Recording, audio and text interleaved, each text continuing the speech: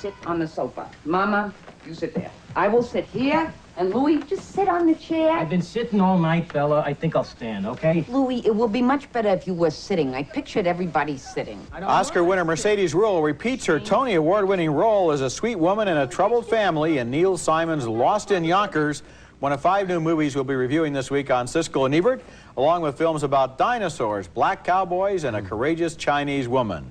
I'm Roger Ebert of the Chicago Sun-Times. And I'm Gene Siskel of the Chicago Tribune. Got a sore throat, obviously, but I'm going to try and muddle through. That's the great old show business tradition. I'm looking forward to be able to shout you down during every argument this program.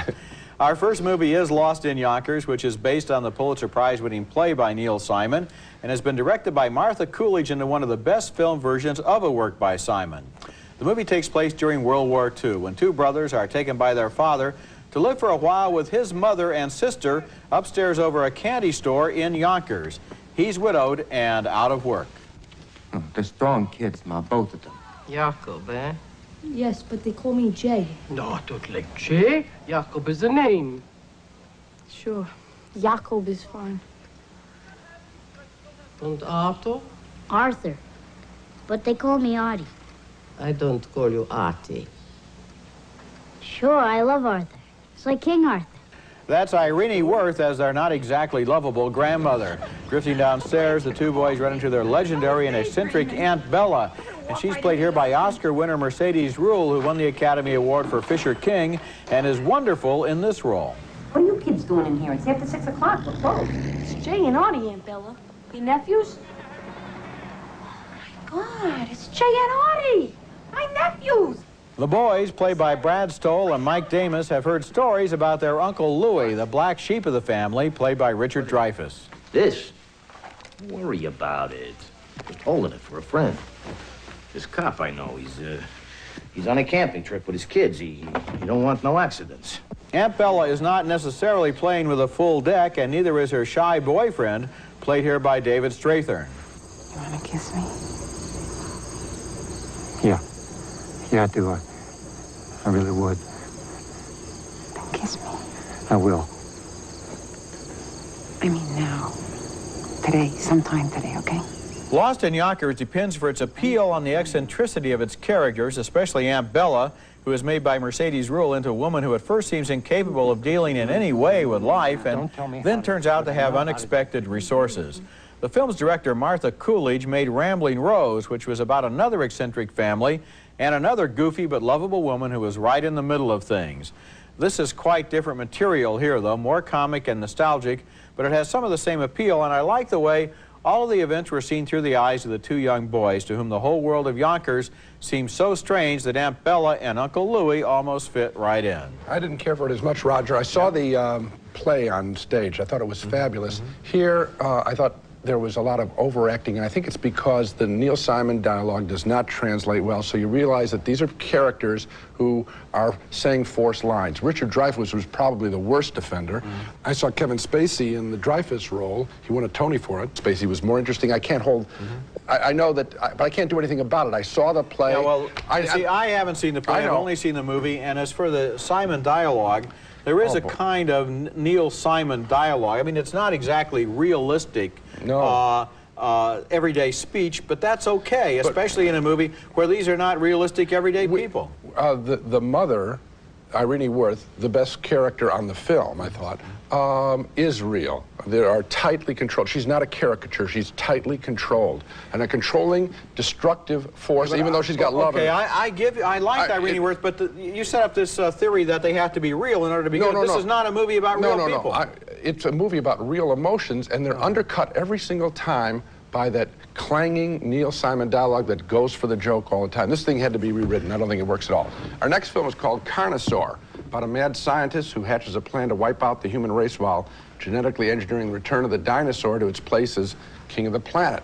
And right away, I like this movie for the sheer goofiness of that idea. Diane Ladd plays the crazed geneticist, and here she watches a tape of her dinosaur creation in action. The night watchman is surprised to find her working so late. I think there are two kinds of people. Those who want to look death straight in the eye, know it when it comes for them, and those who want to die blissfully in the sleep of ignorance. A terrific villain, and later in the picture, the night watchman, played by Raphael Sbarge, again confronts the mad scientist and her dinosaur eggs. You know as well as I do, if there's a raw viral serum, there's a chance of an antivirus. It doesn't make any difference, it's too late. Where is it?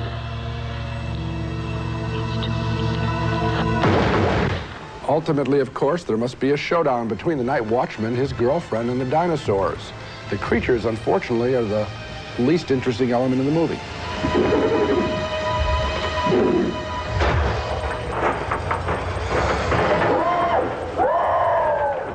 I'm sure this is going to really please Diane Ladd. She's the best thing in the movie, more interesting than the dinosaurs, just what an actress wants to hear.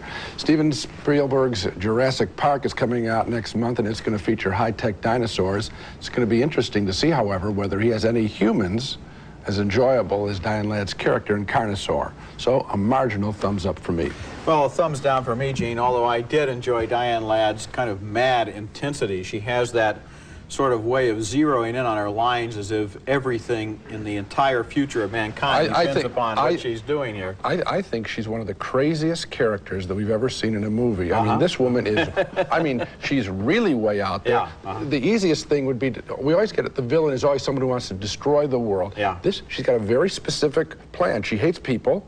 And she loves dinosaurs and thinks they should be in charge. I mean, that's fabulously loony. Well, I liked all of that. I agree with you, the dinosaurs aren't too good, and it doesn't help that they shoot them all at night, which I think is a technique to cover up the fact that they're not really very high-tech. I think Spielberg's going to have higher-tech dinosaurs. I also felt that the plot got a little murky when all of the women started to give birth to dinosaurs and everybody broke out in a fever and so forth. I was not quite sure exactly what the master plan was there. The master plan is, she's thought this through very carefully. She wants to impregnate all the women with dinosaur eggs and destroy the women so they'll die in childbirth, thus eliminating the ability of the human race to keep conceiving. Well, that explains one of the key lines in the movie, which is half of the species will be exterminated. And then I'm thinking quickly and thinking, and then another generation, the other half will go because there won't be anybody to give birth to them. So the movie makes real good sense. Clear that up. Okay, when we come back, American Heart with Jeff Bridges as an ex-con who doesn't know what to do when his son comes looking for a home. You keep me straight. I keep you straight.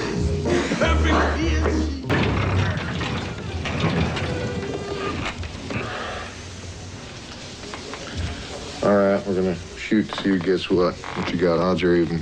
Odds. That's Jeff Bridges as an ex-con in a scene from our next film called American Heart.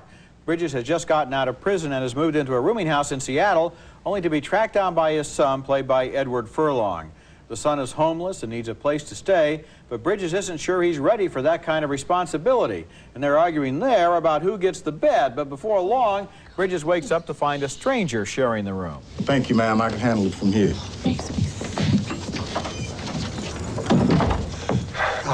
I can explain this, Normandy. What, do you think I'm a pervert? Furlong's girlfriend is part of a sad community of street kids that he pals around with. Forgotten by their parents and by society, they hang out together, forming their own family. Close your eyes. You can't kiss me if you're mad dogging me. But I want to see you. Why? Because I think you're pretty to look at. American Heart was directed by Martin Bell, who also made the Oscar-nominated documentary Streetwise about the street children of Seattle, and it was shot on some of these same streets. This movie is true to the vision of that earlier extraordinary film.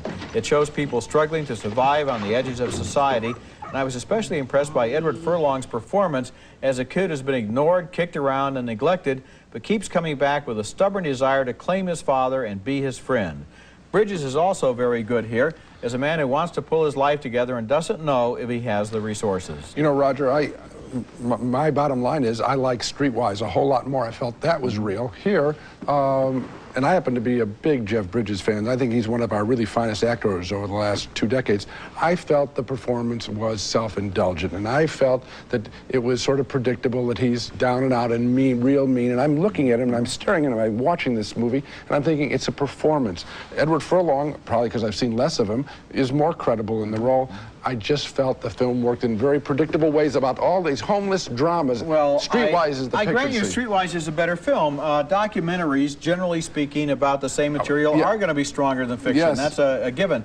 But I don't agree with you about Jeff Bridges here. It seems to me that he's not being cruel, that what he's trying to do is he isn't capable of handling his own life, much less his son's life, and he wants the son to go back to the relatives he's been staying with. I don't think I said he was being cruel. I said it was forced when he was cruel. I could see that he was a nicer person as he's doing that, and I knew that it had to go in this, you know, episodic fashion where he's down and then he's going to be up and then down and up again. Okay, and that's the nature of fiction as opposed to documentary.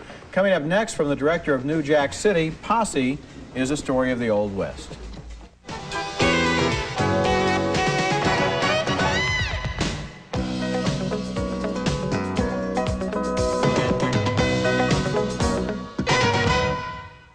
After I finish my business out west, I'm gonna go up to Canada, go to the Dakota Territories, and let things cool off. Now, y'all wanna ride with me, that's okay. Don't ask no questions that need answering. Don't get in my way. Mario Van Peebles is part of a cowboy gang bent on revenge in Posse, a new, most ambitious black western which wants to establish the proper place of African Americans in the Old West while still telling a hip, violence, and comedy-filled story. Posse is comprised of soldiers from the Spanish-American War who are rascals, but a whole lot more decent than their vicious colonel, played by Billy Zane. They've stolen enemy gold together, but now the colonel wants it all for himself.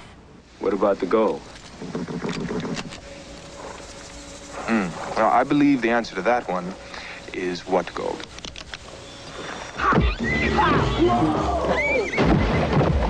The Posse wins that battle, and here's an example of the lecturing element of the movie, as one white member of the Posse is questioned about his attitude toward blacks. Seems to me the only problem the white man has with the colored man is that he's afraid. You know how people are always afraid of what they don't know or what they don't understand? Posse hides out with their gold in a black western town that Jesse, the Mario Van Peebles character, grew up in. Here he meets with the sheriff, Blair Underwood, from TV's LA Law. More lecturing here, too. Ain't that black and white no more, Jesse. Soon, the West is gonna be settled. Ain't gonna be no more new frontier or frontiers, men. We got business, my friend, and businessmen. The director of Posse is its star, Mario Van Peebles, whose New Jack City was a surprise smash hit a couple of years ago. He's taken on a big burden here, telling sort of a hip-hop, frantic Wild Bunch story packed with social messages, too. But what I like about the film are the traditional elements. It looks good, it has a wonderful cast, takes us to fresh places in the West, and yet I'm giving it thumbs down because I'd like to toss out a whole bunch of scenes and really slow down Van Peebles' direction. I'm giving it thumbs down too, Gene, and I think I liked it less than you did. I think this movie is wildly over-directed and over-photographed and underwritten, and we never get the substance of these people. We never understand what their personalities are like, who they are, what motivates them. We see only the surface. There are a lot of shots in the movie where the camera just circles people while they're talking, just goes around and around, as if the director was thinking, I don't trust the dialogue, I have to be doing something fancy with the visual style. I think that if there were probably fewer characters in the Posse, it might work better. At the same time, I think you know what this group is about. Yeah. I think that's what you're not giving it credit for. As a group, they're about having served the country, having been ripped off. Oh, well, I mean, but that's very superficial, Gene. Who are these people really? Are there any scenes that really develop them and reveal their inner thoughts, as would be the case in a John Ford Western? I think, hey, I've given a margin. This is not a John Ford Western, but what I'm telling you is that the scene at the campfire there, it has a feeling about where he's been, and it's a speculation on the future. Maybe it gives you an idea of what the movie could have been if it had just slowed down a little bit and taken its time. When we come back, China's best-known director tells the story of a stubborn countrywoman who visits the big city. The story of Xu Zhu is next. A film from China. Then a new director named Zhang Yimou appeared on the scene with an extraordinary series of films, including Red Sorghum, Judo, and Raise the Red Lantern.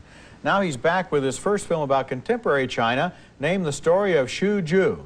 Like all of his films, this one stars Gong Li, who looked glamorous in Raise the Red Lantern, but here becomes a careworn, pregnant village woman with a cause. The village leader got into a fight with her husband and kicked him in the groin, and Shuju demands justice.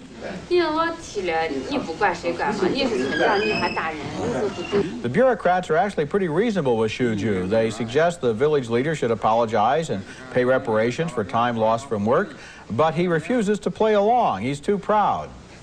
底下的钱一共20张，你11张给我递回头，11张给我递回头，第20回头，这事就完了。完不完？你说了也不算。 Shuju is one stubborn woman who wants to see justice done. She travels all the way to a regional capital where, of course, she is obviously a sitting duck for con men. 你我坐你车，你要多少钱？给45块钱。45？太贵了吧？还贵？这屋的钱能弄啥去？ The story of Shuju works in two different ways. On the one hand, it's the story of this stubborn woman and her determination to get respect from the arrogant village chief. But on the other hand, it's a fascinating portrait of today's China. As the movie opens in Shuju's small village with its timeless ways, I thought it was taking place in a past century. I didn't know it was taking place now. When she walks into town and there's a car on the road, I was startled for a moment. As she makes her way up the bureaucratic ladder, she leads us almost on a tour from the old China to the modern China. And once again, Zhang Yimou has made a film that works as entertainment and also provides fascinating insights. Well, this is by far the best film. I know you agree. By far the best film we have on this show. This is really superior material. I think you're absolutely right in your review. There are two struggles going on here. You have her personal struggle, and then at the same time, you have a whole society, the whole Chinese society, trying to struggle with being just. And we see that there's a lot of goodwill in the land. Yes. And that struggle is just as interesting as the individual struggle. Yes, so is, all yeah. the people that we meet along the way with her are just as fascinating as she is. Plus, he does one other thing. His direction style is so economical that she has to keep turning down offers, far more offers than we suspect. We think the movie would be over after about 3, but there's an extra one in there, and it's surprising too. You know, one thing that Zhang Yimou did here that is fascinating is he used hidden cameras. And frequently, he just put his heroine and her sister-in-law and that cart that they pull around in the middle of thousands of Chinese people who had no idea they were in a movie, so that you see unrehearsed extras and you see the ordinary street life of China. You see a lot of bicycles and not many cars, probably very good for their aerobic health. And it's a fascinating look at what China is like. It's a terrific film. Coming up next, our video pick of the week, I think a better Neil Simon film comedy than Lost in Yonkers. Siskel and Ebert's Video Pick of the Week, brought to you by Orville Redenbacher, the first and last name in popcorn. It's time for our video pick of the week. Lost in Yonkers was a very good Neil Simon play that I think hasn't been turned into a very good movie. But a 1978 film, California Suite, is an example of a so-so Neil Simon play that works on film. At least 2 of its 4 parts do, and they work very well. We meet several different couples in California Suite who, for various reasons, have checked into the Beverly Hills Hotel. By far the funniest are Maggie Smith and Michael Caine, playing an actress and her husband on their way to the Oscars. Channel 2 just picked you as a dark horse. They must have seen the dress. You hate it? How much was it? Well, nothing. Joe Pickman paid for it. Then I love it. And Jane Fonda is in top form in another segment in the film when she comes out to visit her former husband, played by Alan Alda. Hello, Hannah.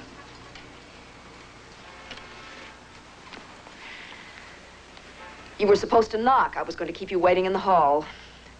You screwed up my big moment. Another sketch with Bill Cosby and Richard Pryor doesn't work at all, but California Suite gives us short doses of Neil Simon's humor, and it seems to work better on film that way, especially with these fine actors. California Suite, our video pick of the week. Now let's recap the movies we reviewed on this show. We split on Lost in Yonkers. I thought the writing seemed too talky and phony and ruins a fine performance by Irene Worth. Roger, however, believes this is one of the very best versions of Simon's work. We also disagreed on Carnosaur, with Diane Ladd as a scary scientist who wants dinosaurs to inherit the Earth. I liked the movie's goofiness, but Roger felt it never took off. Another split vote on American Heart, with Jeff Bridges as a drifter who has to put his own life together before he can take care of his homeless son. I thought the whole story seemed overwritten. Roger really liked Jeff Bridges' performance. 2 thumbs down for Posse, the ambitious black western by Mario Van Peebles, which we both thought suffers from being badly over-directed. And finally, 2 thumbs up for the story of Shu Zhu, the epic story of a Chinese peasant woman standing up to male authority. Another fine film by the leading Chinese filmmaker, Zhang Yimou. So this is the one. That's a good one, and all by himself with this group of films that he's made, he's put the Chinese film industry on the map. It's an interesting development. That's it for this week. Next week we'll be back with a special show in which we salute the 70s, the last golden era of American film, and take a look at American classics like The Long Goodbye, MASH, and The Conversation. That's next week, and until then, the balcony is closed.